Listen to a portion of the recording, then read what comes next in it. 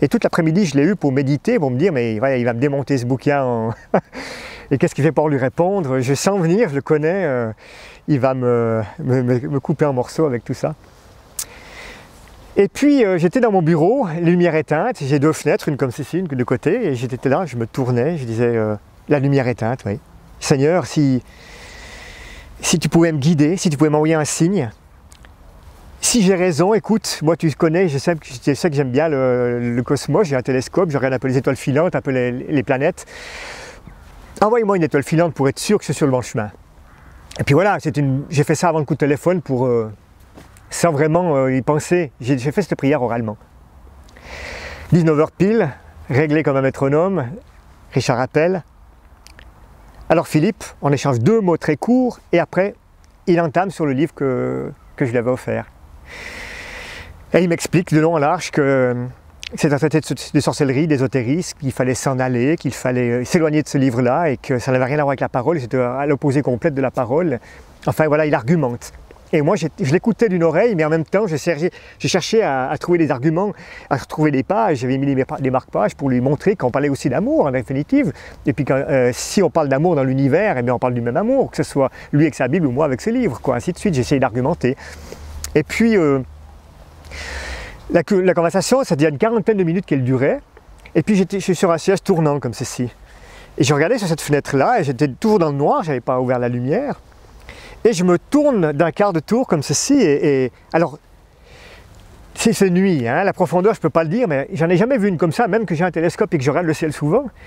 Mais là j'ai eu une étoile filante, c'était un petit météorite qui a dû descendre, alors la profondeur je ne peux pas le dire parce qu'il faisait nuit, mais c'était vraiment droit devant le carreau, quelque chose de magnifique et je ne m'y attendais vraiment pas parce que j'étais tellement concentré dans la conversation avec Richard que je ne m'attendais pas à ça et j'étais stupéfait et tout d'un coup la conversation était bloquée et il me dit « mais t'es là, t'es là ?» Mais je dis « écoute, oui, voilà ce qui se passe. Avant que tu me téléphones, j'avais dit « Seigneur, si tu pouvais me dire si j'étais sur un bon chemin, écoute, envoie-moi un signe, une étoile filante. » Et voilà ce qui se passe. Et je lui explique le copeau. Alors il dit « Philippe,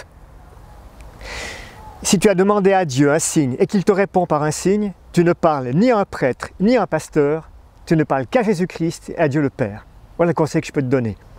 Moi, j'attendais qu'une chose, c'était de raccrocher pour aller expliquer ça à ma femme, ce témoignage-là. Hein. Donc, vers les 20h, c'était pas tout à fait 20h, 20h moins 5, et on se quitte. Et la première chose que je voulais faire, c'était de prendre la voiture et de descendre à la maison à 900 mètres plus bas pour raconter ça à mon épouse, qui était à la télé en train de regarder les infos. Alors, je me mets debout, elle était couchée, sur son canapé, la télé à côté, je me mets entre la télé sur le côté et debout, et je lui explique ce qui se passe, ce qui s'est passé. Et puis elle m'écoute comme ça d'une oreille.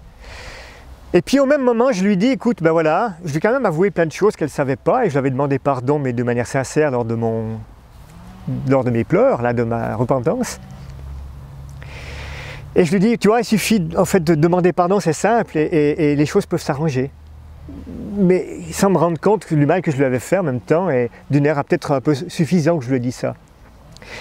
Je n'avais pas fini de dire la phrase, que c'est rentré en moi comme une boule de billard. J'ai eu quelque chose qui c'est incroyable, je le ressens encore, ça a pénétré en moi comme une boule de billard. L'impression, et ça bougeait, ça remuait comme une boule de billard dans mon ventre. Et là, je ne me suis pas senti bien du tout. Et je connais mon organisme, j'ai fait 22 ans de compétition en demi-marathon et marathon. Je connais les douleurs de mon organisme, je connais les muscles de mon organisme, la respiration que j'ai. C'était quelque chose que je n'avais jamais connu, c'était pas naturel du tout, je ne comprenais pas. C'était 20h15 à peu près, je dis à ma femme, écoute, je ne me sens pas bien maintenant avec toutes ces émotions, je vais aller me coucher. Et elle, en général, comme elle regarde les derniers bulletins d'infos, elle vient au lit à peu près vers les 23h, 23h30. Donc moi c'était 20h30, je pars au lit, et là j'ai commencé à avoir de la terreur, quelque chose de pas possible. Et là j'ai dit je passerai pas la nuit. Et ça bougeait en moi, j'ai l'impression, j'ai jamais été enceinte, mais voilà, j'ai l'impression que c'est quelque chose qui était vraiment pas naturel et qui remuait. Comme un fait exprès, pour un soir, ma femme vient au lit dans la foulée. Elle allume la lumière, elle a été terrorisée par mon visage. Elle a dit mais c'est pas possible, qu'est-ce qui se passe? Tu as une terreur sur toi, ton visage est marqué. Ben, je dis que j'en sais rien et j'explique le topo. Et les phrases de Richard m'ont résonné. tu t'accroches à Christ et à Dieu le Père. Et sur ma table de nuit, depuis l'âge de 9 ans, j'avais un petit Christ, j'étais enfant de chœur dans l'église catholique, et j'avais un petit Christ phosphorescent qui m'a accompagné toute ma vie. Partout où j'allais, je mettais mon petit Christ sur ma table de nuit. J'ai croché ce petit Christ, et puis j'ai gardé ça sur la nuit, et bien sûr, je n'ai pas dormi. Et j'ai prié que le Seigneur, j'ai crié au Seigneur, j'ai prié Dieu, j'ai crié Dieu. Dans mon silence, ma femme ne dormait pas à côté. Et vers 4h, 4h30 du matin, je me suis levé. J'ai fait une prière, j'ai dit, écoute Seigneur, je sais que la personne avec qui j'ai été à Besançon va au marché ce matin, accompagne-moi sur la route pour que je puisse aller lui dire de fuir tout ce milieu dans lequel elle vit. Et après, si tu veux prendre ma vie, tu la prends. Donc je me suis levé, j'ai été à la chambre, et j'ai ramassé tous les vêtements que j'avais mis lors de ce stage à Besançon. J'ai ramassé les 3 derniers livres qui me restaient, les pantalons, les vêtements que j'avais. Je suis parti à mon bureau, à la serre, j'ai prié. Et je suis parti au fond du champ, avec un carton, j'ai mis tout ça dedans. J'ai pris les livres, j'ai mis du pétrole, j'ai mis le feu, et je suis venu au bureau, j'ai regardé brûler ce carton à distance, et j'ai attendu 7 heures pour appeler mon pasteur à Lille. Et je lui ai dit, écoute, je t'ai pas tout dit hier soir, je t'ai pas dit ce qui s'est passé le week-end, où j'ai été à Besançon, comme quoi Dieu ne fait rien par hasard. Et je lui explique mon aventure là-bas avec quelques détails. Et il me dit, ouais, écoute, tu me donnes le numéro de téléphone de Jeannette, parce qu'il la connaissait, et je voudrais avoir sa version. Il téléphone, et il me retéléphone une demi-heure après, et il dit, voilà Philippe, tu vas lire le psaume 91 à haute voix, et tu pries. Je vais organiser un cercle de prière dans mon église, et on se téléphone dans la journée, ce soir avant de dormir. Donc il dit, tu lis bien ça à haute voix, et tu continues à prier. Le psaume 91, et je ne sais pas s'il ne m'avait pas donné le psaume 34 aussi, mais déjà au moins le 91. Et ça, je l'ai lu plusieurs fois à genoux, et je l'ai lu toute la journée. Et le soir, on se rappelle, il m'a conforté en prière, il m'a donné encore d'autres lectures à faire. Et bien sûr, la deuxième nuit, je n'ai pas dormi non plus le vendredi. Et le samedi matin, je l'appelle à 7 h. Et je dis, écoute Richard, je voudrais s'il te plaît aller à ton église. Je crois que tu as une église dans la région. Il ne m'avait jamais présenté de son église, mais il sentait que c'était certainement pas prêt, ce n'était pas le moment, quoi. Elle m'a dit, écoute, j'avertirai l'ancien qui était en place, parce que pour l'instant, il n'y a pas de pasteur aujourd'hui. Et il me dit, voilà, tu as le culte entre l'école du sabbat 9h30 et le culte à 11h, et tu vas quand tu veux, ils t'accueilleront. Je suis arrivé au début du culte. Et effectivement, j'ai garé ma voiture, et 2 personnes se sont présentées.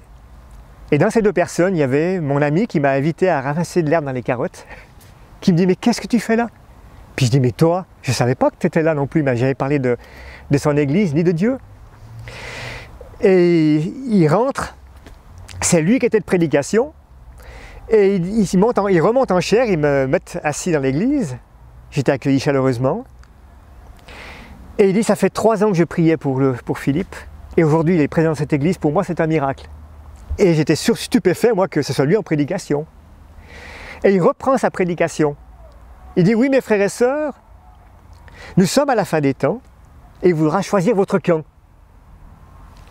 Alors là, j'étais déstabilisé, parce qu'à 1 semaine d'intervalle, la personne me tire une carte de tarot, et je dois choisir mon camp. Et 7 jours, pratiquement, jour pour jour, on me redonne le même message. Et là, j'ai dit, attends, il y a un problème, j'essaie de rationaliser les choses. Et j'étais vraiment secoué. Mais une chose qui était intéressante, c'est que dans l'église, j'étais en paix, j'avais plus rien. Mais je remonte dans la voiture, c'est reparti, je suis remonté. Et ce n'était pas une crise d'angoisse. Une crise d'angoisse, c'est pas ça. C'était vraiment autre chose. Je reprends la voiture pour rentrer à la maison. Et à la maison, je prie, je reprends le psaume. Et l'après-midi, je téléphone. Je téléphone à cet ami qui était rentré chez lui, heureusement, parce qu'il avait quand même 1 heure de route. Et j'ai dit, écoute Daniel, s'il te plaît, il faut que tu pries pour moi, j'ai besoin. Je viens. Je dis, non, tu ne vas pas faire 1 heure de route. Tu pries pour moi, ça suffira. Il a raccroché. 55 minutes après, il sonne à la porte, il dit, toi tu es pris. Il m'a dit plus je m'approchais de ta maison, plus je peux dire que tu es pris. Et je lui raconte mon témoignage.